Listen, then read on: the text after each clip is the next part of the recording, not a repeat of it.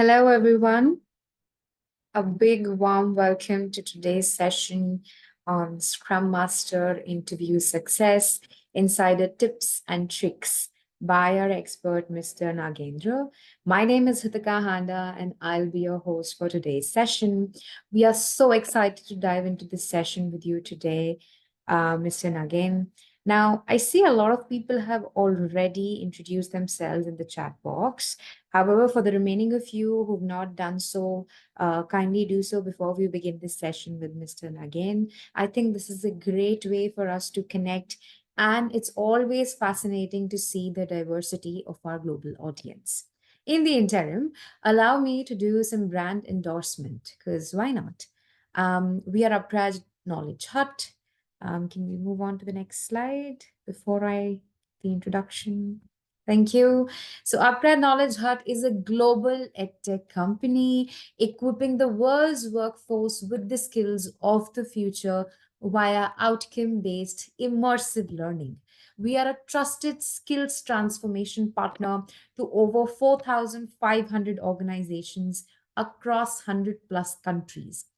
We are the skills solution provider that organizations and individuals count on to innovate faster and accelerate both career and business growth. Finally, now it's time to know your expert for today's session. We are joined today by our expert trainer, Mr. Nagain. He's a seasoned digital transformation professional with over 20 years of experience in Agile, DevOps, and AI in companies like Honeywell and IBM. He's completed his education from Brandeis University and Wharton University of Pennsylvania. He also holds multiple certifications like ACSM, GenAI for Leaders, SAFe, amongst many. So, a few instructions before we begin for our audience today. I would request all of you to post your questions in the chat box, and again, or I would be addressing it as we move towards the end of the session. I would also request all of you to stick towards the end of this session to receive some amazing offers and a webinar completion certificate. Also, just for your information, this session is getting recorded and the recording will be shared with those who stay until the end over the email. Well, over to you again. Will not take much of time. Okay, thank you very much, Hitika. If I can share my screen. Yep, just a moment. There you go.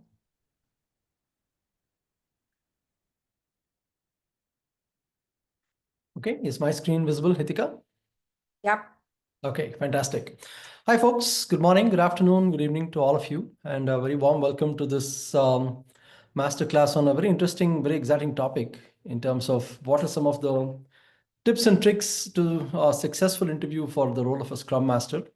Many of you might already be Scrum Masters looking to broaden your scope and responsibility. Others might be looking to get into a Scrum Master role based on your interest and experience. So we'll get right into that, and I have a few different things to share with you. Before that, I'd like to share my own experience in terms of Agile and where, I got kind of my stripes, so to speak. So I've been in the space of Agile for nearly a decade plus, maybe 12, 13 years now. And initially, when I was introduced to Agile, when I was part of IBM, it was a bit of rough going, right? Everyone was new to IBM. Everyone is new to Agile, sorry. And we didn't have as many success stories to bank on. But I can tell you that since then, having become very mature Agile teams and having led many transformations, it's been a very amazing journey. And I even today act as a coach, mentor, facilitator, consultant as needed. And I hope to share some of those experiences with you. I've also had the opportunity to do a lot of hiring in my career. And I think some of that might come in handy in this discussion as well, right? So with that, let's get started. Let's start with understanding what does a great Scrum Master look like, right? What is it that will make a compelling case for people looking to hire a Scrum Master or in an existing role in an existing team for a Scrum Master to stand out as somebody who's adding a lot of value. I'm sure there is no one magical list, but here are some of the things that come to my mind having worked with various Scrum Masters, having kind of put on the hat of a Scrum Master myself as an enterprise agile coach sometimes when needed. Here are some of the things that I watch out for. In no particular order, these are not in any prioritized order. But I think it starts with, does the individual have the ability to empower the team, right, rather than directing it? Because sometimes I think people coming from other roles might be a little gray in terms of what is a Scrum Master's role involved. And if you ask me, there's one magical word for the role of a Scrum Master, the responsibility of a Scrum Master, which is enable, right? As a Scrum Master, I think we should be able to enable clear swim lanes for every individual in the team. And to do that, we must be empowering them and not necessarily directing them, right? So, servant leadership, as is often called out in the context of Agile and Scrum, is something that I think is like among the hallmarks of a very good Scrum Master, somebody who is able to deliver the goods, be it in terms of the happiness index of the people, be it in terms of value and quality to customers, be it in terms of predictability of the sprints, and so on. And also needs to be a facilitator. Kind of goes together, right? Yin and the yang, enabler and facilitator. So a facilitator is somebody who facilitates, who basically facilitates a conversation, facilitates an exchange of information, facilitates problem solving, facilitates the next steps. So keeping things efficient and focused, whether it's a set of ceremonies in Scrum, or like a brainstorming meeting, or working with the business side to make sure that the backlog is looking healthy, whatever be the case, needs the skills of a facilitator, somebody who's also a change agent, right? Who understands the question to the answer to the question, why agile? Why agile? So he's able to drive agile adoption. If there is a part of the organization who's looking to adopt agile and they come looking for answers saying, hey, you're experienced in agile, tell us why we should adopt agile. This individual must have all those clear and very effective answers from their own experience, right? So somebody who can be a change agent, and within their teams, their existing ecosystem, driving continuous improvement. Because as I'm sure all of us agree, being agile is not a flick of a button, nor is it a one-time activity. It's something that we need to keep doing iteratively, in the spirit of continuous improvement. Somebody who communicates very, very effectively. So communication has three magic of characteristics, right? Communication at the right time, to the right people, and the right message or the right information being communicated. So is this somebody who is able to do that well and help create bridges between teams, especially in a large organization with multiple agile teams? Working among teams, inter-team dependencies, all of those become very challenging if the Scrum Masters don't have that good bridge of communication going. And not just between teams, but also other stakeholders, right? There may be the business side, the product management and the product owners, there may be customers, there may be your sales and marketing executives, sponsors, whoever is looking to get some information or drive something new, or help the team and support them in any way. The Scrum Master can be the liaison who communicates and coordinates that communication and exchange of information. And above all, the Scrum Master needs to be a coach and a mentor, right? If you talk to an agile team, and if they all feel that they can, their first preference to go to, or the go-to person in the team when they have an issue, when they have a blocker, when they need something, if they call out the Scrum Master as that go-to person, then the team is in a good healthy state in my mind, right? Because the Scrum Master needs to be that coach, mentor, the go-to person. The team should feel comfortable and confident that, hey, one, this person is approachable, and two, if I go to him or her, they are probably going to come out with a great way of approaching this problem. Now, they may not solve the problem. Scrum Masters are not necessarily master of all, right? They can't solve every problem under the sun. No one can. but are they able to navigate the organization? Are they able to point out that these are the options? If there is an option picked and if there's some help needed, like bringing in an external consultant for a short period of time, are they able to get that done? Do they know how to talk to procurement and get things moving? Do they know how to reach out to the IT team and get things done? So a coach and mentor who is seen as a go-to person and is also able to help and facilitate discussions, problem solving in the team, right? So these are some of the top characteristics that come to mind. I'm sure if you sit down and think about it, you'll probably draw out a much longer list. But I just thought I'll call out some of the top ones and use this as kind of a foundational aspect of our conversation today in terms of what does a great Scrum Master look like. Okay, so with those characteristics, what are some of the things that he or she can have a visible impact in, right? And I think when I step in as a coach to a new organization, to a new team, right? One of the first things I look to see is how's the team performing in terms of how they work with the Scrum Master. If I see that the relationship among all the roles of the different agile team members, the Scrum Master, the product owner, if I sense that the relationship is healthy, then I know that I've got an easier task at hand. If that relationship is not working as well, right, then despite whatever else is going on well, that team will struggle a bit. And I'll probably have a steeper hill to climb to overcome that challenge as a coach, right? So some of the things that you can look for are teams work with better focus and less friction. Now, friction does not mean they agree with everything, right? It's not like they're all saying yes to everything. Friction means that there is that creative tension, but not to the point where it derails work and derails relationships. Creative tension is a good thing. About, like, if I want to approach it one way, the other person wants to approach it another way, and we might arrive at something that's bigger and better than both of our ways, right? So creative tension in teams is good, but when it becomes friction, when it becomes something that derails the progress of the team and relationships between among the team members, that becomes a problem. A good scrum master, the healthy agile team, also you'll notice a lot of good collaboration among all, not just the team members, but among all the stakeholders in the ecosystem. You will notice a good synergy between the team members, the product side, and other stakeholders, and so on, where everyone is clear of what the other's expectations are, everyone is clear on who to approach for what, and so on. Ultimately, it's all about agile is all about delivering value to the customer, right? So if there's faster time to market, where there is clear value being delivered to the stakeholder, to the customer, and the business side feels so, right? You or me feeling so as part of the agile team is one thing, that's a good start.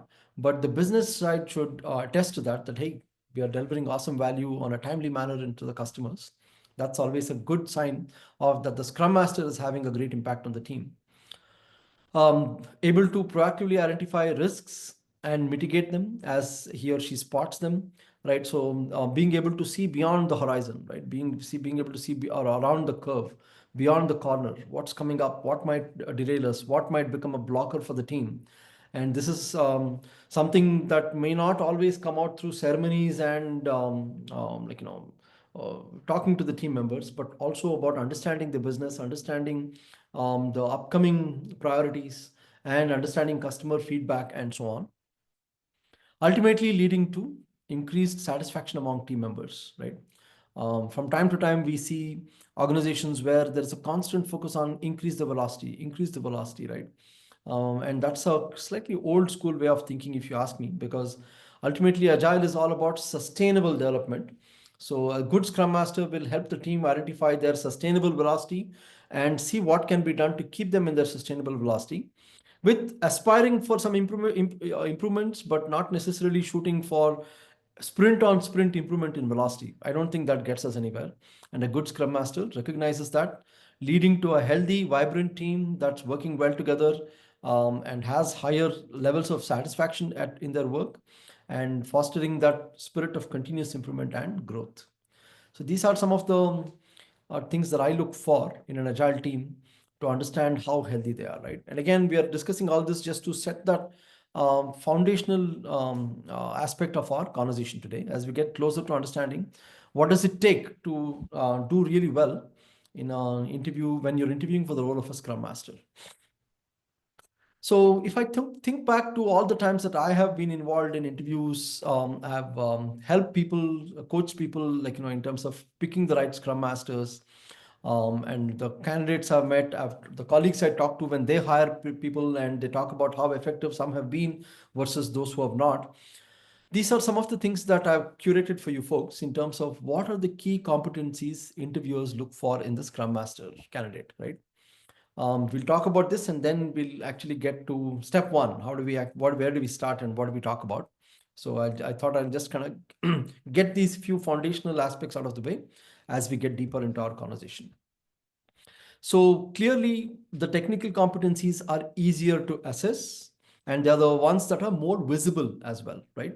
So, in terms of being having very deep and demonstrable knowledge in Scrum, overall the values and principles of Agile, why it came about, be it Scrum, be it Scaled Agile framework, be it Kanban, having demonstrable experience and expertise in this is very essential. Beyond that, if we look at what does a Scrum Master do, one of the things that a Scrum Master uses for setting the direction of the team, understanding how the team is going, are very important metrics in Agile, right? So, are they clear on how to use velocity, on how to use burn down? Everyone might know what these metrics are. That's just the starting point. Beyond that, do we also have a clear sense of what do we use it for? What do we use these metrics for? What do they tell us?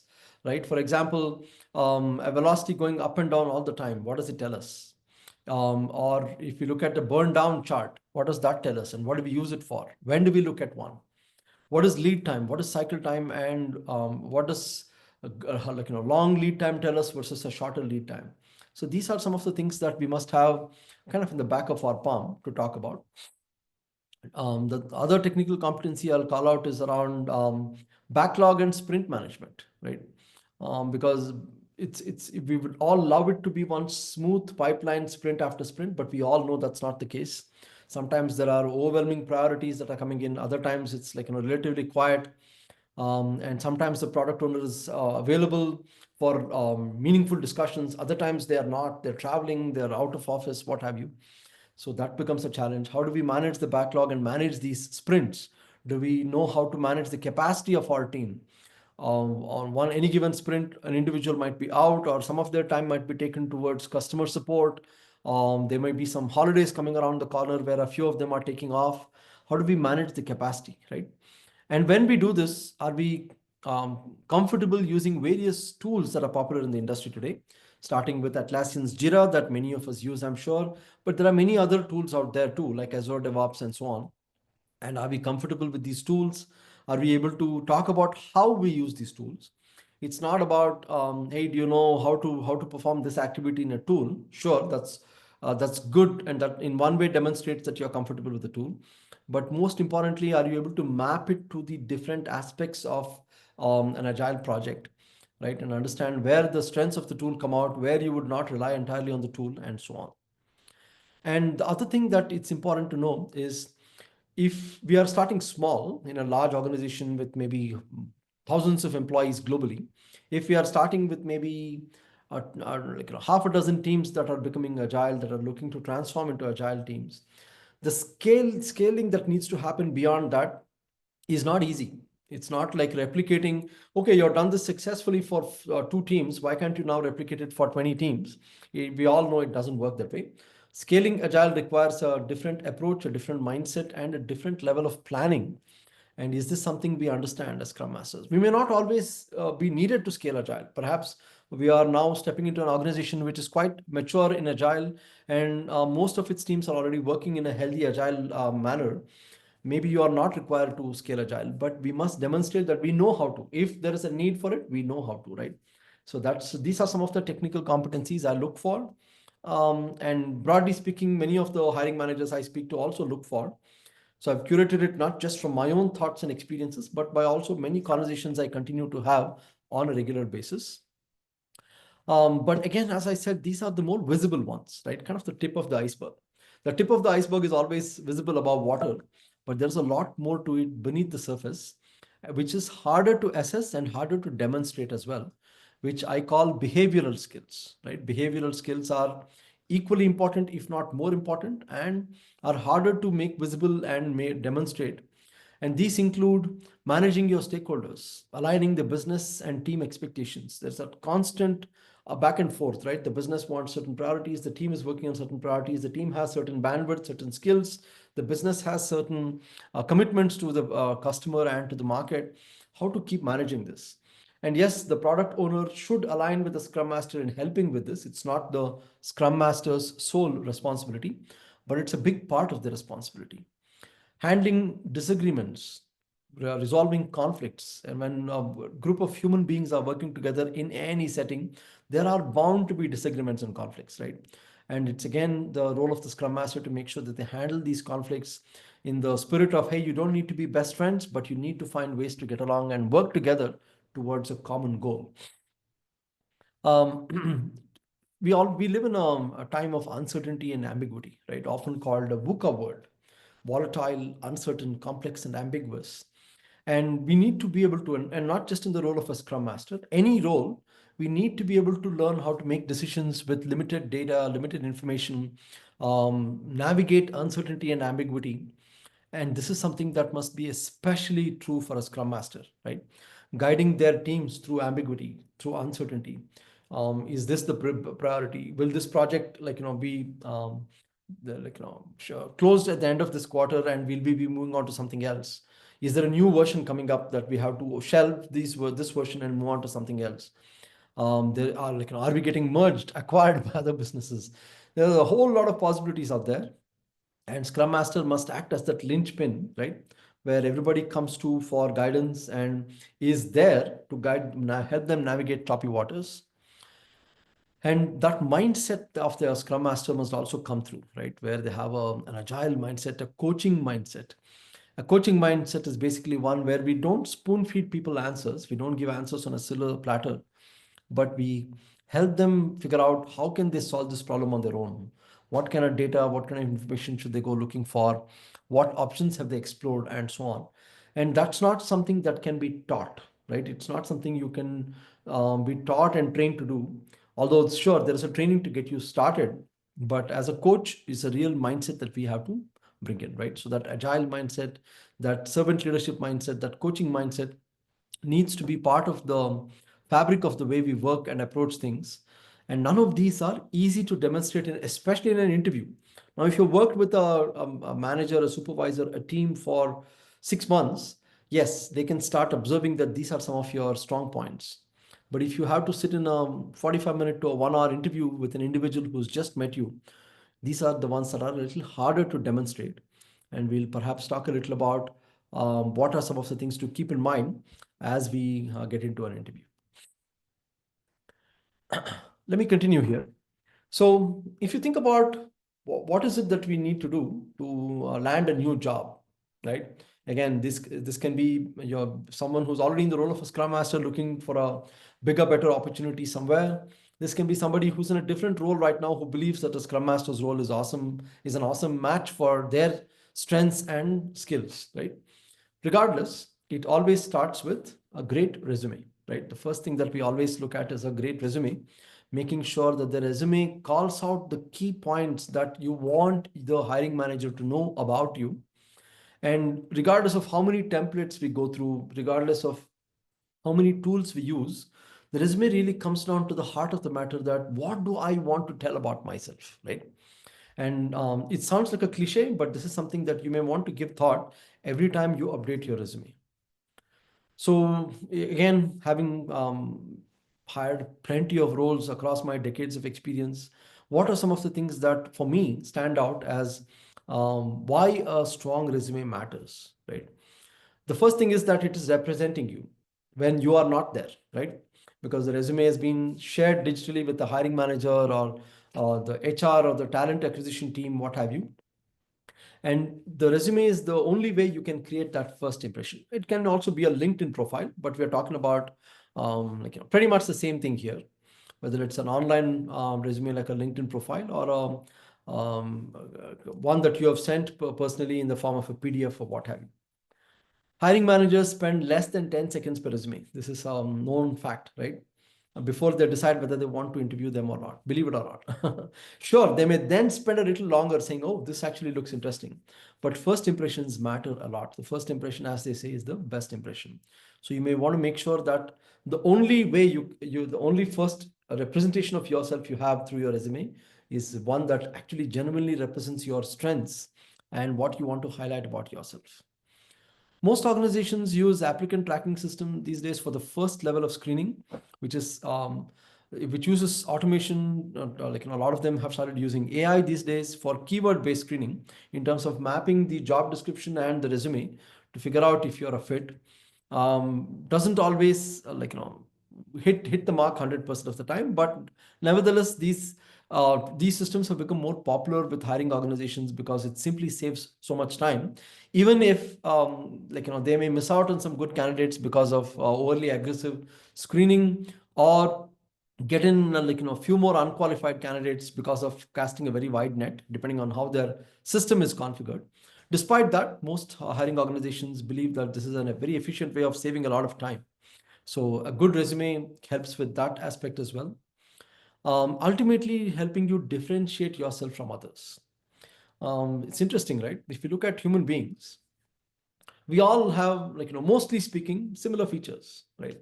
A typical human being has some hair on their head, eyebrows, and a nose with a couple of nostrils, a pair of eyes, a pair of ears, a mouth with a set of teeth, what have you.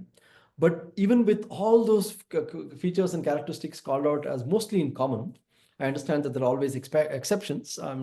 But I'm trying to make a different point here, that despite that, every human being looks different from the other, remarkably different, right? Very few people are very similar looking to each other. You remind me of somebody. That happens very rarely. And such is the case, you can imagine how important it is to differentiate yourself from others who have played similar roles, who have similar experiences, similar certifications, and similar skills, right? So how do you then therefore differentiate yourself from others? So think of the resume as your window, your tool that you will use to call out why you are unique and why you are different and why they should hire you, right? And thereby positioning you as a strong candidate before the interview stage. So it all starts with the resume, and we'll talk about that a little more a little later when I come to that part. So, what are the top 5 elements of a winning Scrum Master resume? I've probably helped some of my customers in the last, say, 2 to 4 years screen maybe up to 500 resumes over the last 2 to 4 years, right? In which they probably ended up hiring maybe 20, 25 of them, right? So, what are some of the key elements of a winning Scrum Master resume? Something that I have curated based on my own experiences, observations, and several hiring and talent managers that I've worked with in helping them hire the right Scrum Masters for their organizations, and feedback from hiring managers after they brought somebody on board, whether it worked out well or not, right? And these are conversations that I'm having all the time. It's not like I went and did a survey. So that's not what I'm saying when I say I've curated this data, but these are conversations I'm having all the time with the ecosystem I work in. And while I can again curate a much longer list for you, I think it's always good to talk about what are the top 3 to 5 things. I'm a big fan of that. So clear and concise summary being the key word, showcasing your agile expertise. If somebody looks at the summary of your recent experiences, very quickly they must reach the conclusion that, oh yeah, this individual has clearly done a lot of interesting and meaningful things in the agile space, right? So your experience section must have quantifiable impacts where applicable and where possible, right? And keep in mind that if you're called out on your resume, be prepared to talk about how you did that in your interview. So these are things you must carefully think through and not just put in there to make it look good. But it's something that you must also have a very meaningful answer if you're asked, hey, how did you achieve this? In your resume, you're called out that in this organization, this role in this year, you helped them improve the velocity by 25% or helped improve quality by X%, what have you. How did you do that? So we must be prepared to answer these questions, right? So quantifiable impact is always good, but be careful to call it out where it's meaningful, relevant, and you have a very good experience to narrate in terms of how you achieve that. Certifications, of course, always show credibility. But also keep in mind that these certifications are baseline today. They are not differentiators. Maybe a decade back, they were differentiators, but today it's a baseline. It's prerequisite almost, right? Highlight your key skills, and this can include a combination of the tools that you're comfortable with, the mindsets that you have demonstrated, and how you have actually played the role of a scrum master in various situations. So call those out in a way that it stands out as your key skills. And these days, gone are those days where we have one resume that we've updated, we update every month or 2 months, and we use that to apply to all the jobs, right? I think with AI, automation, and these application tracking systems coming in, it's important, I would even say necessary, that you customize your resume for the job description every time you apply for a job. Now, I'm not saying that you embellish your resume, right? Saying that, hey, if they're asking for more experience in this topic, make your resume appear as though you have more experience in this topic. No, that's not what I'm talking about. There are some who do that as well. But I'm talking about understanding the job description to the point where you are able to call out what in your resume maps to the job description and the requirements of the job description, right? And this includes something called keyword optimization for the application tracking systems. So these, among many others, but these are some of the top elements that come to mind in terms of what is a winning resume for a Scrum Master candidate. Let's come to the interview part itself. So we started at step 1 or step 0, making sure that you have a great resume, and we'll revisit that briefly towards the end. But once that is done, and you've obviously done all the right things to get shortlisted for an interview, what are some of the things that I would like to call out for keeping in mind as part of the interview, right? So the first thing I like to talk about is something called the STAR method. It sounds like a fancy acronym, but it's really not. Many of you may have heard of it, but if you're not, it's a very simple, very fundamental way of um, answering questions in an interview, which is outline the situation, explain the specific task, challenge, or responsibility, describe the actions you took, and highlight the results or outcomes. So situation, task, action, result, STAR, right? It's a very structured approach to answering interview questions where not only will your technical competencies come out, but remember we talked about a couple of slides back that it's harder to demonstrate those behavioral aspects of your strengths. This can actually help you highlight some of those, right? And this makes it very clear to the interviewer. I cannot tell you the number of times where I've asked a question and the candidate kind of meanders all over the place where I'm now confused. How is this an answer to my question? And I have to bring them back saying, sorry, I'm not sure you really got my question. Let me repeat that for you, right? If that shouldn't happen. And one of the key ways to make sure that doesn't happen is to use the STAR method, where you repeat, so this is what you're asking, great. And think back to your experiences, how you want to answer this, and use the approach. I hesitate to call it format because it makes it look too rigid or structured. It's not meant to be a rigid structure of your conversation, but it's meant to give you an approach on how you will, kind of narrate what you want to. Starting with what was the situation? Where were you? What was your role? What was the task in hand? What was the challenge you were faced with? And what were the steps or actions you took? And what kind of an outcome did you help deliver? Right. So this helps us structure our responses clearly and concisely, and it helps us demonstrate those behavioral skills like problem solving and others with real examples, and keeps the answers focused, right? If you don't use this approach, trying to put together our narrative sometimes may take us off course a bit and confuse the interviewer. And using the STAR method, in my experience, has always proven to be a very spot on way of answering questions, right? And if we have 40 minutes for an interview, and if the candidate takes 15 minutes to answer one question, then I'm struggling to make an assessment. At the end of it, I may not have an assessment because I simply did not get enough time to assess the candidate. And guess what? If I have 200 other resumes, I'm probably going to move on from that candidate. So it may be a loss for me. That candidate might have been an excellent fit, but I simply didn't get the time to interview them. And not taking 15 minutes to answer a question in a 40-minute interview would require the use of a structure like this, right? A STAR method to narrate your answers. So how to apply this STAR method? Here's an example. The situation was that my development team was struggling with several missed sprint goals. So our say-do ratio, what we committed to and what we delivered, was on the lower side. And as a Scrum Master, one of the things I needed to do was improve the sprint predictability, right? It should not be that we keep missing the commitments and the goals, and therefore the sprints are becoming more unpredictable. And to do that, these are some of the things I did, right? Like I would do a quick review of daily blockers, make sure that everybody talked about blockers in the stand-up. I would track the velocity to see how we are doing through the sprint also, not just after the sprint. I brought in an enterprise agile coach to talk to them and help them bring in a fresh outside in perspective. And overall, I saw a result over the next 3 months that sprint commitments, our say-do ratio improved by 30%, right? So that's how you use the situation, task, action, result. So keep this in mind.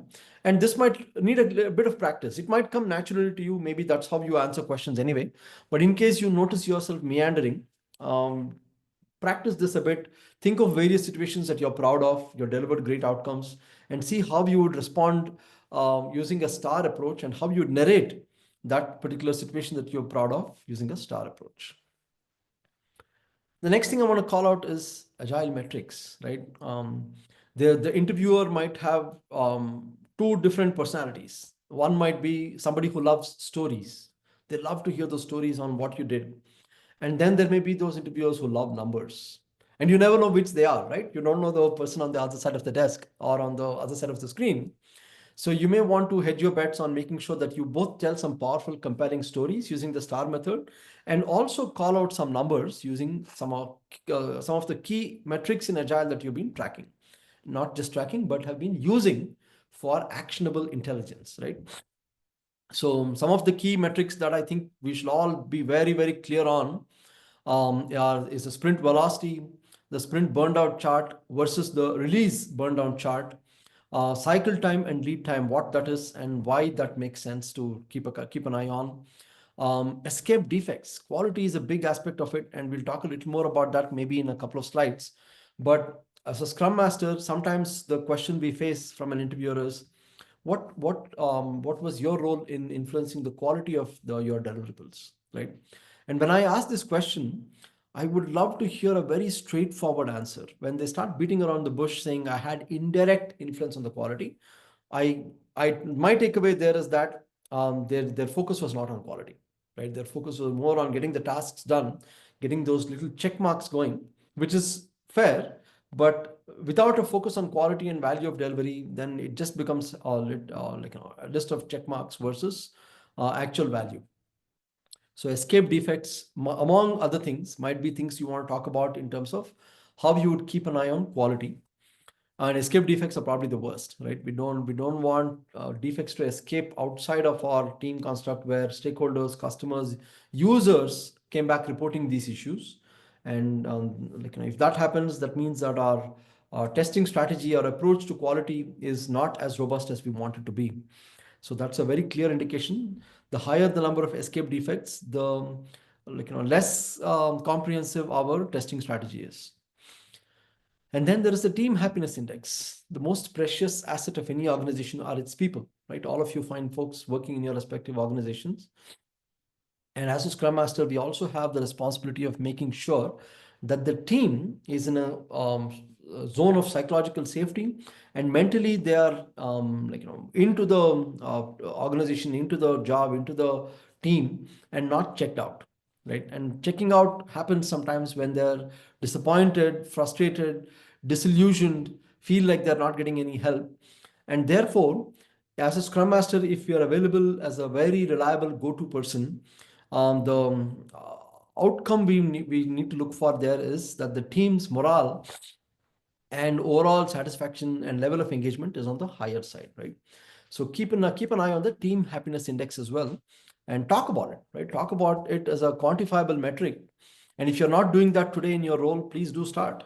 I think it's a very important metric to keep an eye on and to talk about when you're looking for your next role. But most important of all, while it's very important for you to have the basics right in each of these, what do these metrics mean?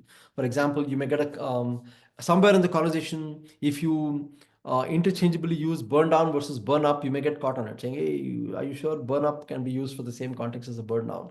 So you must have your fundamentals right, obviously, in terms of what these metrics are. But equally important, if not more, I think you should be very clear on why these metrics matter to you personally. Make these personal. Don't talk about why an organization in general, an agile team in general, a scrum master in general would keep an eye on these metrics. While that's good to know, if I were the interviewer, I would like to know what you looked for in these metrics. So, one of the questions I ask is, what are some of the key metrics that were close to your heart as a scrum master? Notice that I didn't ask, what do you think are the metrics a scrum master should keep an eye on? I asked, and I typically ask, what are some of the metrics close to your heart in your agile team? So we must own it. We must come out with a personal explanation on why these are the metrics that I keep an eye on. And not all scrum masters will talk about the same one, and that's okay. There is no template that the interviewer is expecting from you folks that I want this candidate to talk about, surely talk about lead time, cycle time, escape defects, and sprint burn down, right? I'm expecting that they'll talk about these four. No, I think it's less about that and more about the metrics that you kept an eye on and why that was important to you, right? What did it tell you about the health of the team, about the health of the sprints, about the value of the and value and quality of the deliverables and so on. So that's what you need to call out. Connect the why it matters to you to which metrics you are keeping an eye on. So rock your metrics, right? And how to communicate these effectively in interviews, right? So these are some tips that I want to call out in terms of how to communicate these metrics in your interview. Um, so, oh yeah, in this particular team, the defect density in a particular area of the product was a little higher than the others. I noticed this. So what? What if the interviewer puts a question on the table saying, so what?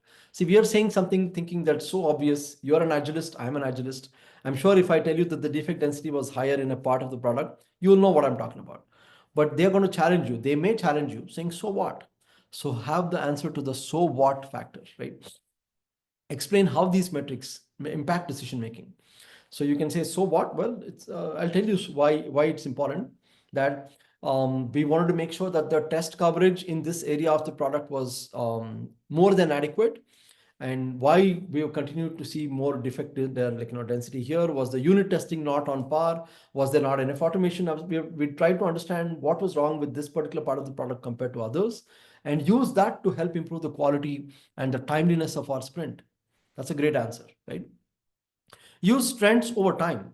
So telling somebody that, oh, the velocity of the team was at about 35 does not tell anybody. A number in isolation is not as meaningful as telling them that I noticed a trend over time that the velocity was between 38 and 41 for the X number of sprints, but then it came down to 35 as an average over the next few sprints, and I wanted to see why that was. So use trends over time, because with agile being a constant focus on continuous improvement, point in time kind of metrics don't make as sense as much as patterns, trends over time, right?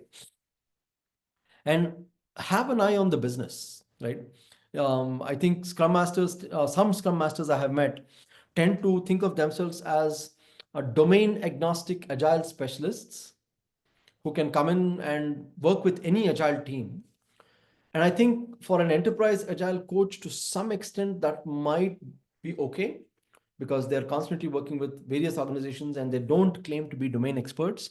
But for a scrum master who works day in and day out and is equally responsible for successful delivery of value, they need to be, scrum masters do need to be connected to the business, the domain, the customers, the market, the competitors, and the ability to connect the outcomes and metrics of your team and your sphere of influence to the broader goals of the organization, the business outcomes of the organization, right? And you should be able to bring this out in your interview, that these were some of the business goals that the organization was looking to do. This is how me and my team contributed to it, or this is how it was impacting it. This was my understanding of it, and so on, right? And always be ready for follow-up questions, right? Because everybody uses metrics differently. So they may come back and say, I never focused on velocity. I think it's a terrible way to look at the team. Your team is heading for burnout if you look at velocity. Now, we have two choices there. Immediately let go of what we were saying and agree with them, saying, yes, I agree. which may not be the best approach, or understand that fair, that's also a fair way of looking at it. But here is why velocity was actually a good thing for me to keep an eye on, right? And explain your point of view, your utility for the velocity as a metric, right? So be ready for those follow-up questions, what I call as curveballs, right? You never expect these. You're thinking that the follow-up question will be progressively going forward, but often follow-up questions can go backwards and say, wait, let's take a step back and help me explain this again, right? Help me understand this again. So be ready for those kind of follow-up questions. Some of these are true for any interview, not just for a Scrum Master, but I thought I'll also connect it with some of the things relevant to that of a Scrum Master.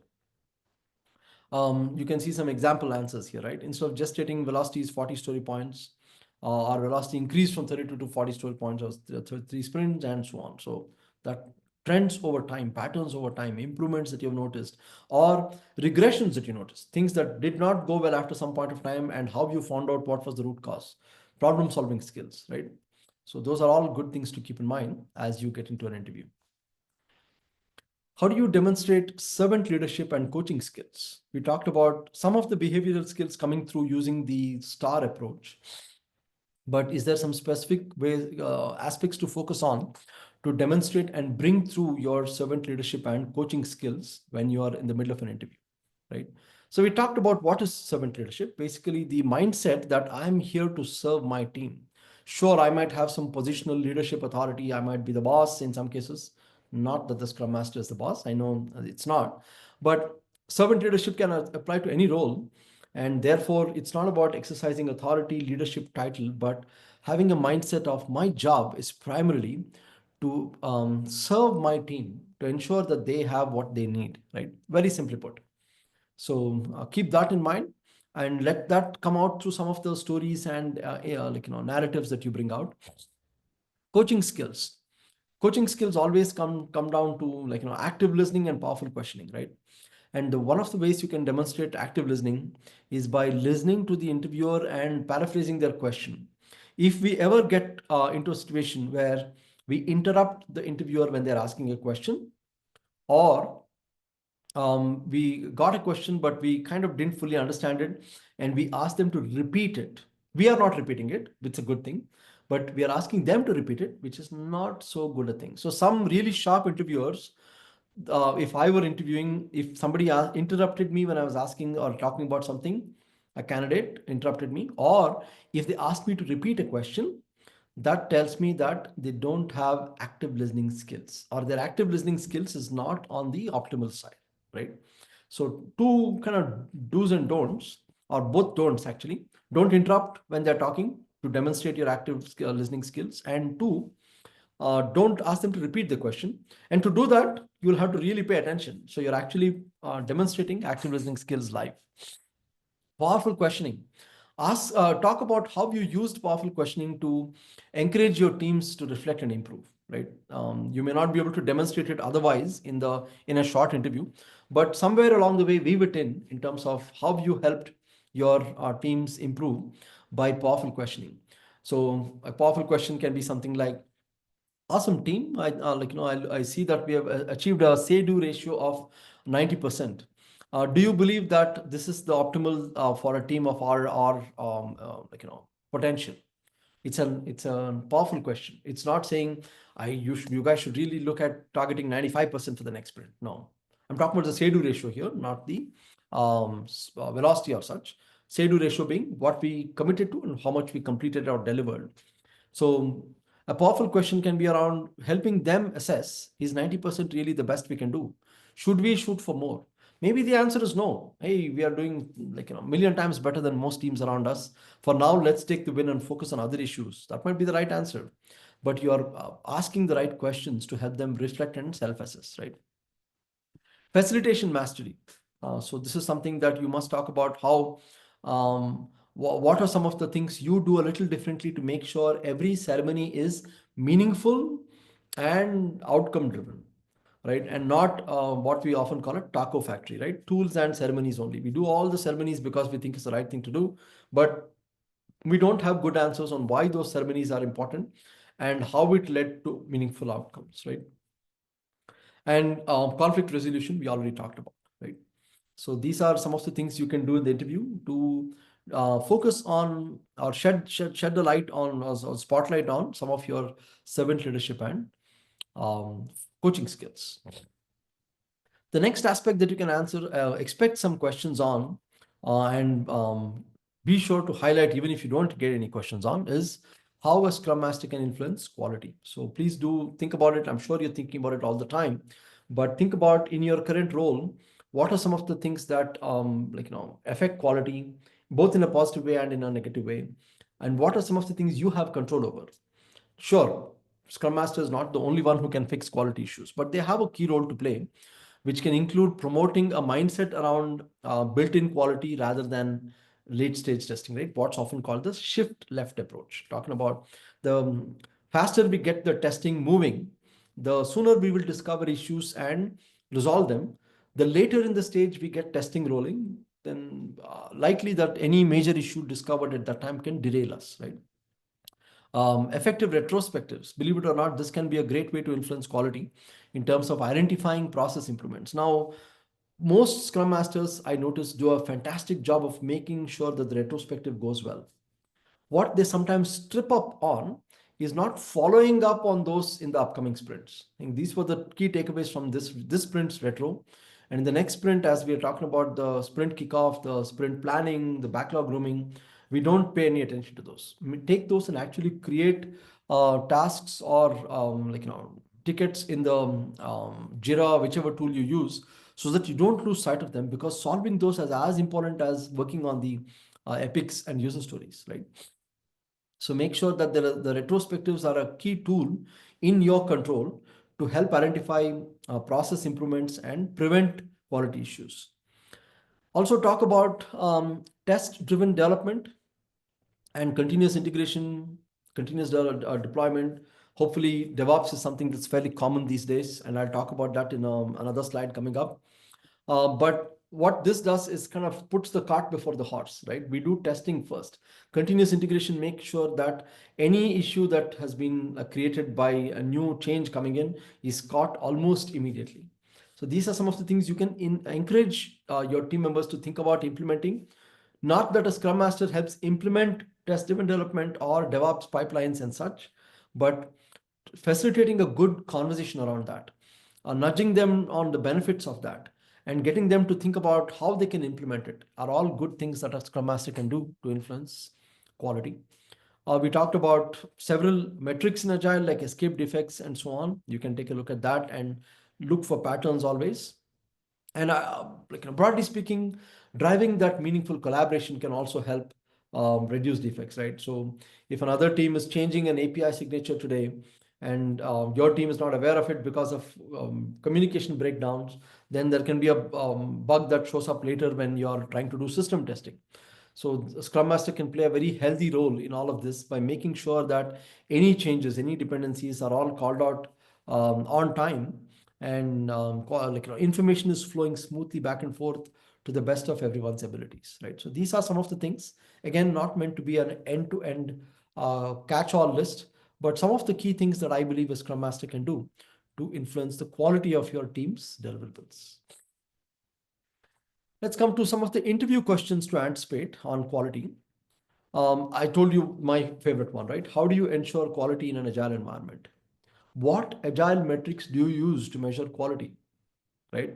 This goes back to having the answer to why I monitor certain metrics. How do you handle a situation where quality is compromised to meet deadlines? A very common occurrence in high pressure projects, right? We say we don't want to compromise on quality, but unfortunately, sometimes it does happen without us meaning to. How do you collaborate with developers and testers to improve quality? What role does a Scrum Master play in test automation and CI/CD? Do we have a role to play there at all? If so, what is that? What influence can I bring in there, right? These are some of the things you may want to think about. And a quick tip is always show pepper your answers with real examples. The more real examples you provide, the more it'll stick with them that, okay, this person has actually done this in this way, right? And another tip I want to call out is that proficiency with DevOps can be a big differentiator. Now, certifications are becoming baseline for everybody, right? Everybody is a certified Scrum Master these days. So that's becoming a baseline. So are there any differentiators left? Yes, one of the differentiators I look for is proficiency with DevOps. So DevOps, again, is a very separate topic. We're not going to do a deep dive here, but it's very important for Scrum Masters to understand how does DevOps fit into the Agile construct? What value does it bring? What are some of the tools, processes, and people involvement in setting up DevOps? How DevOps is actually a cultural change and not just implementing a CI/CD pipeline. Sure, one of the key visible outcomes of a DevOps strategy is a continuous integration, continuous deployment pipeline.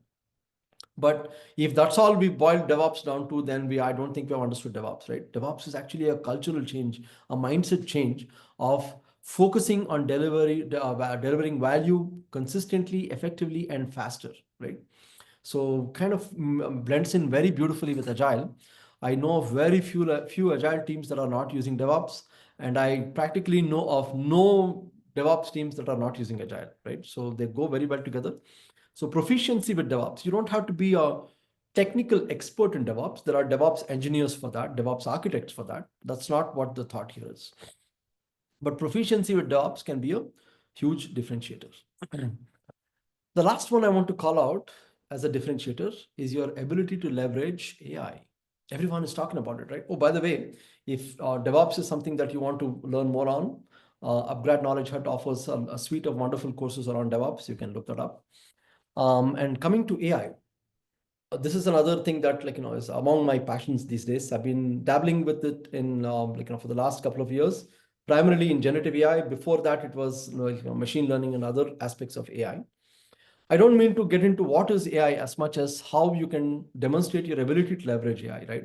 So the role of AI and tools in agile teams can including automation of routine tasks, enhance decision making using AI-driven analytics, use tools like Zapier to automate workflows where there's a customer feedback coming into an inbox, and you take that and automatically fashion a prompt to a tool like ChatGPT to convert that feedback into a user story and automatically plonk that user story in your Jira. Not always an advisable thing to do, but I'm using it just as an example. So the ability to talk about some of these things, how can I detect sprint trends? How can I come up with coaching plans? How can I optimize the performance of my team? How can I influence the quality of my team and use AI, specifically generative AI, as a partner in the room, right? This is something that I would highly encourage all of you to focus on. Many of you are probably already doing it. That's fantastic if you are. But if this is not something you're focused a lot on, I would highly encourage on focusing on this as a differentiator.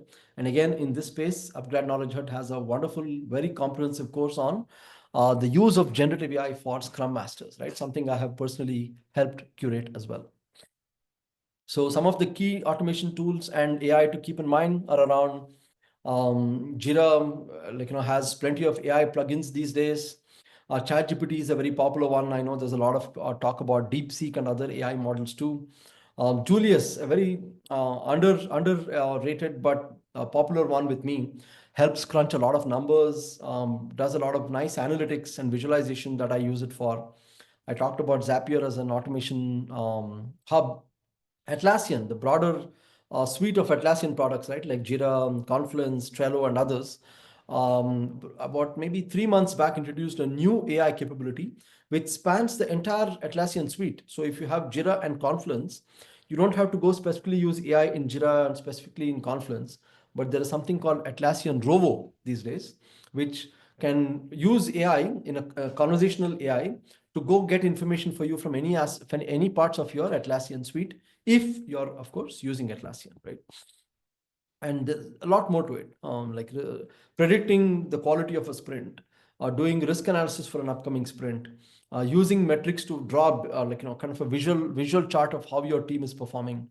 There are some really amazing things we can do with Gen AI. Not that any of these were not possible before, a lot of them were, but it would take an enormous amount of time, right?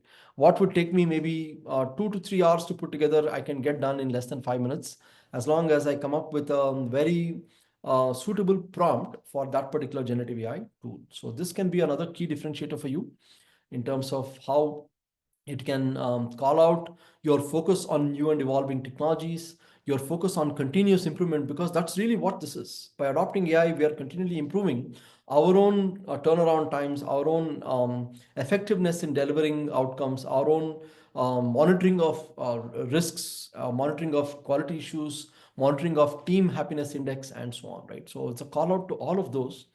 And if you talk about some of these as a focus area for you, or something that excites you, something that you've used as part of your interview, it can certainly act as a differentiator, right? So these are some of the things I have noticed as I talk to various hiring managers, been part of various hiring engagements for Scrum Masters and other agile roles. Slightly shifting gears now. Speaking of AI, right? Another thing that comes to mind is that you can use generative AI to help you prep for your interview as well. This is something that again, you can look up some of the exciting things coming in this in upGrad KnowledgeHut in this space. But just to quickly give you a teaser, I know we are running out of time. I probably have another maybe 5 10 minutes to wrap up at best. But this can be a great tool to help you prep, right?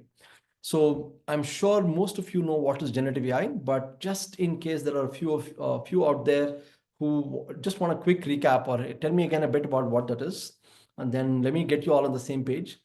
Artificial intelligence is a very broad area of research, and there's a lot of research going on over the last several decades, believe it or not. And generative AI is one of the more recent aspects of that research, where it helps generate artifacts for you, whether it's answering questions, creating documents, creating video, audio for you, help you understand your data and provide analytics around it. So it generates artifacts, and most of these work as a conversational AI, where you ask questions and get answers, right? So ChatGPT is among the more popular ones. And I'm talking about ChatGPT here because I'm about to do a quick demo for you using ChatGPT.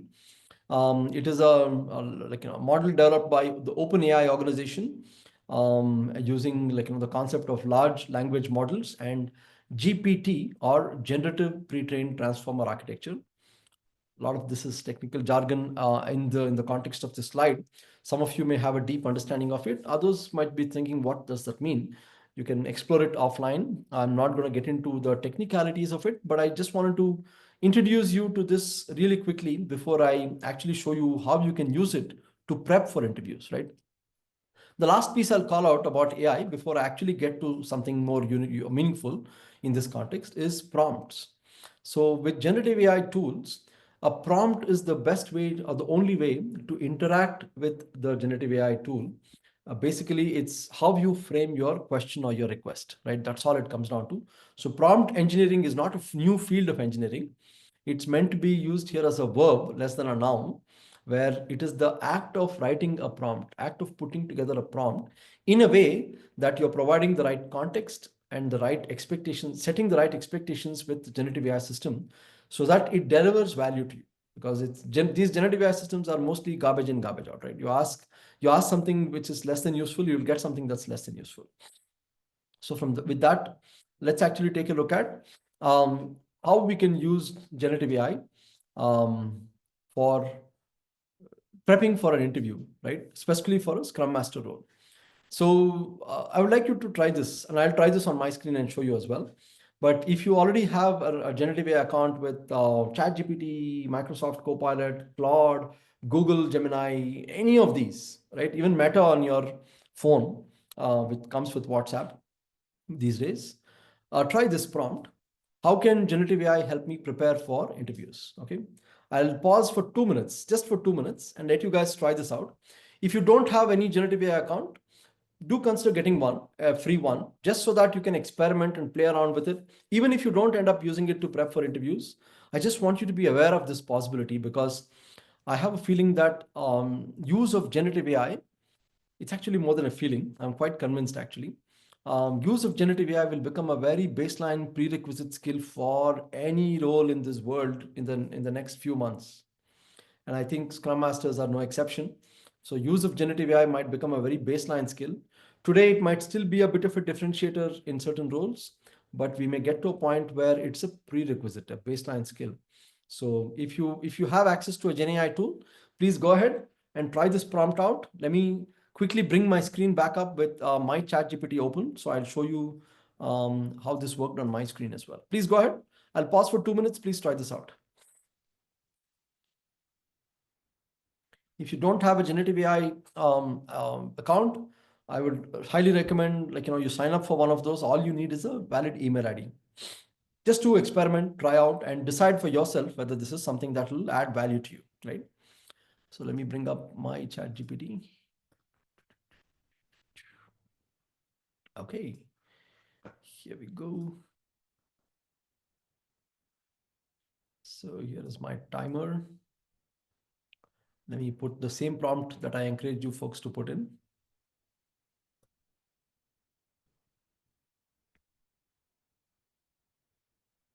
Ritika, how am I doing on time? Can I take another 5 minutes? Sure, Nagin. Please go Okay, ahead. cool. Thank you.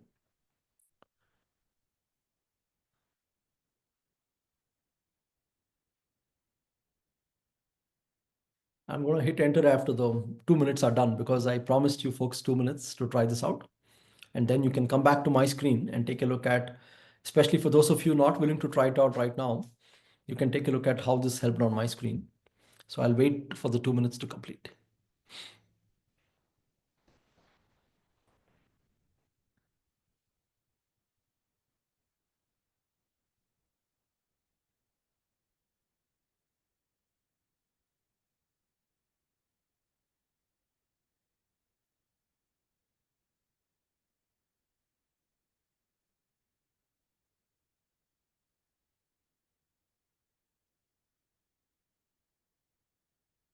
If you're trying this for the first time, I think it can be a bit impressive. I hope you all will find that you agree with me here in terms of how generative AI can help. But if you've already done this many times, then you know what I'm talking about, right? If you're very comfortable and already use a tool like ChatGPT in your everyday work, then it's probably fairly basic. Okay, so that was the 2 minutes that I promised I'll pause. So here I go. Let me actually send this prompt to ChatGPT and let's see what it says. And here you can say, it comes back and say, hey, I can assist you understand the role and the industry. I can do mock interviews and practice questions for you. And this can be very specific to a role. My question is fairly generic. I said for any interview, right? I didn't say Scrum Master in this industry, this job description. Imagine how much closer it can get to reality when we give all those details. And I'll show you that in a couple of demos upcoming. Refining your answers and improving them. Company research and insights, if it's a specific company you're applying for. Presentation and communication skills, resume and cover letter and enhancement, handling tricky questions, right? So it comes back with a fairly cool list. And actually, if you ask of it, it'll do more than this also. It's telling you upfront that, hey, these are some of the things I can help you with.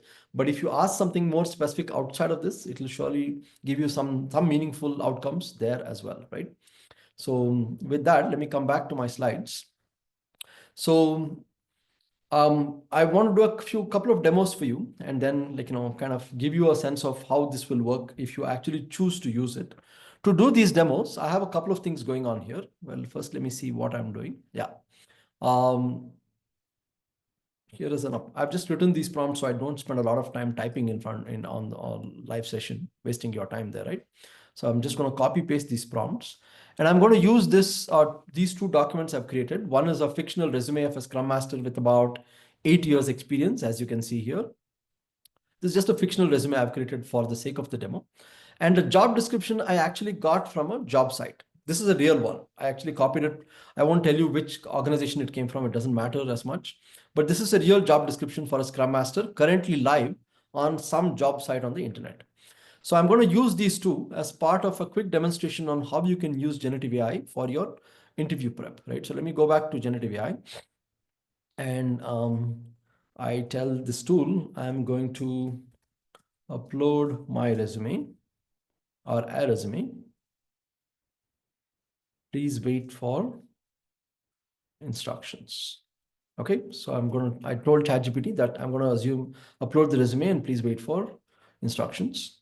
So I'm going to click on upload from computer and I'm going to go to masterclass and I'm going to upload the resume I just showed you. Okay, it's a PDF file. Okay, now let me stop it. Sometimes it gets a little ahead of itself saying, okay, this is what I can do for you. I said stop by clicking on the little square button. Now I'm going to put my prompt in, right? Can you help me make this resume more impactful and also optimize it for the job description that I have provided? Okay, I need to upload the job description as well. So let me do that. Next, I'm going to upload the job description for a role that I plan to apply for. Okay, so it tells me that it's going to wait for me to do that. I'm going to upload it again, job description.pdf. That's the other one I showed you. I got that from a live job posting site today, and I upload that. Let me stop it from doing anything else and then give it my prompt. Can you help me make my resume more impactful and also optimize it for the job description that I provided? Additionally, please provide guidance on how I can make my LinkedIn profile powerful and compelling. Okay, so let's see what it says. Oh, I missed the the C for can. Okay. So see what it comes back with, right? Fairly impressive. Also, I would caution you not to take all of this information that you get from a tool like this blindly, but it's a great starting point. It may talk about certain things that you've missed in your resume, right?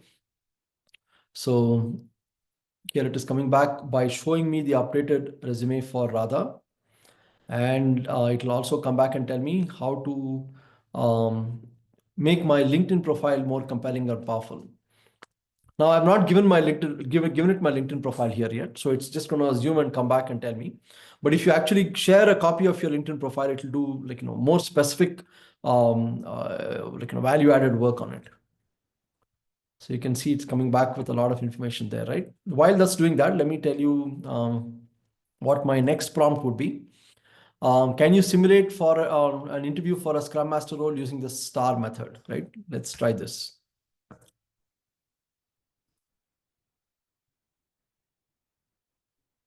So while that's happening, let me try this here.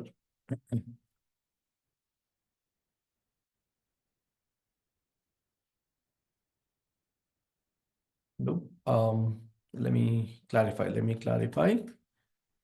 I want you to show me, or I want you to play the role of both the interviewer and the candidate.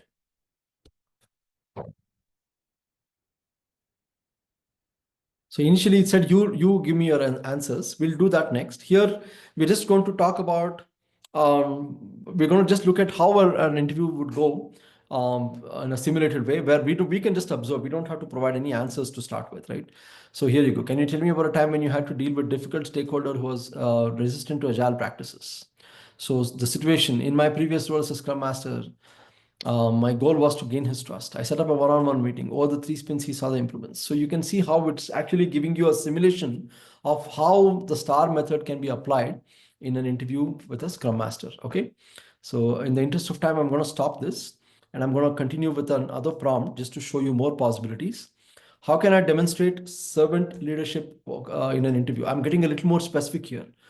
Some of my prompts are broader. Some of them are more specific, and I want to show you both the possibilities.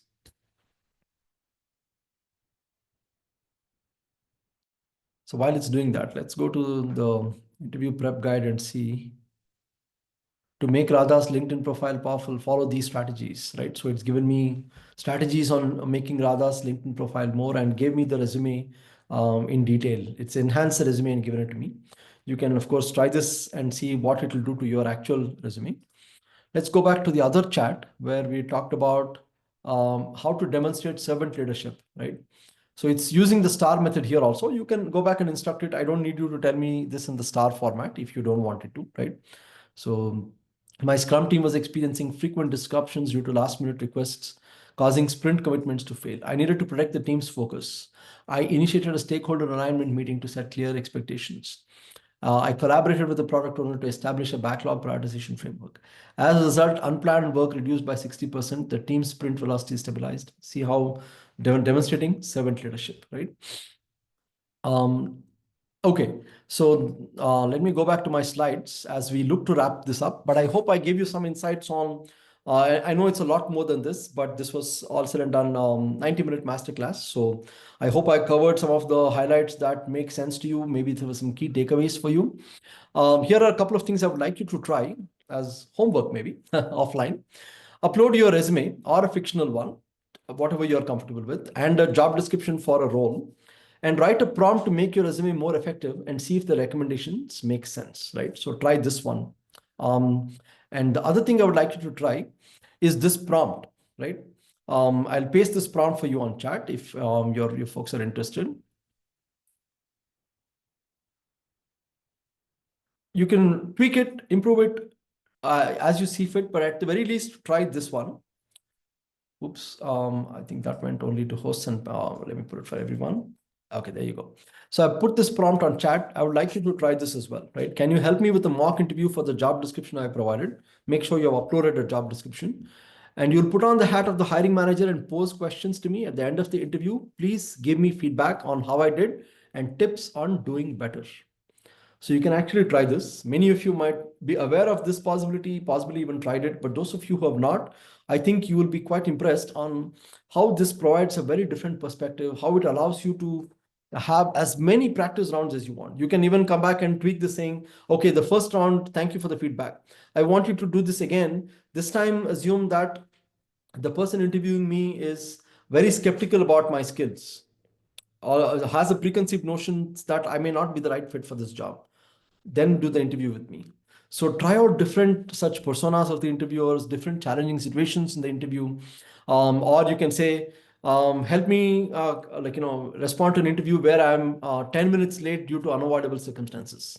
How will you recover from an interview situation like that? What various scenarios that you can play back and forth with these Gen AI tools. So please do try these. And I hope all these things, in addition to whatever else you already have in mind, help you get to the goals that you're all dreaming and aspiring to.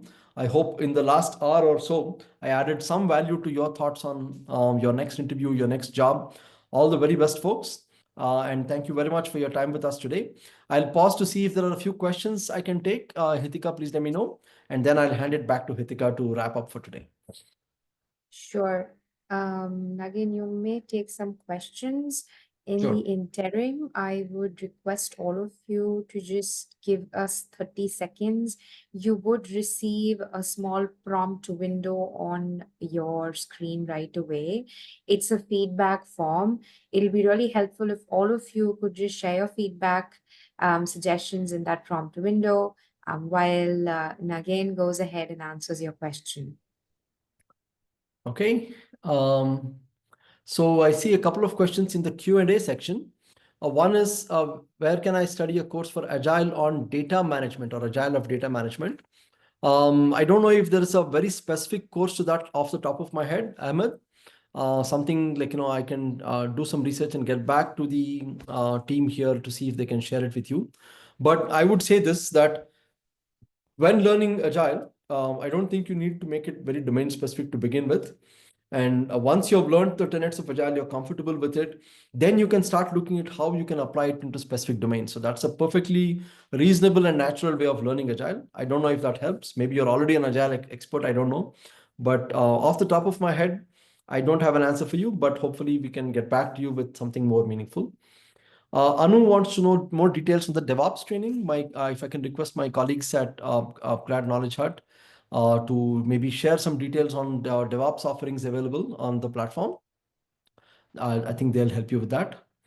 Okay. Why Scrum is called a process framework and not just a framework? Give examples of impediments removal by a Scrum Master, which is out of his scope. So let me come to the first one. I'm going to give you a very different answer there, Chetan. I'm sorry if you're going to be disappointed with my answer. I would call Scrum neither a framework nor a process framework to some extent, right? What I would call it is primarily a mindset change, right? But having said that, let's think about Agile. What did the guys who created Agile come out with? They came out with a document called the Agile Manifesto, right? Which had values and principles. Taking those values and principles, how you implement it in your organization is up to you. right? So that is something that Scrum solved by creating a framework or a process framework for how you convert the values and principles of Agile into something more actionable, something that you can implement in the form of a process, right? So that's primarily my take on why it's called that way. But I always like to think of Scrum and Agile more as a mindset than a framework, although it's fair. Your question is fair. Give examples of impediments removed by a Scrum Master which is out of his scope. So what do we mean by out of their scope, right?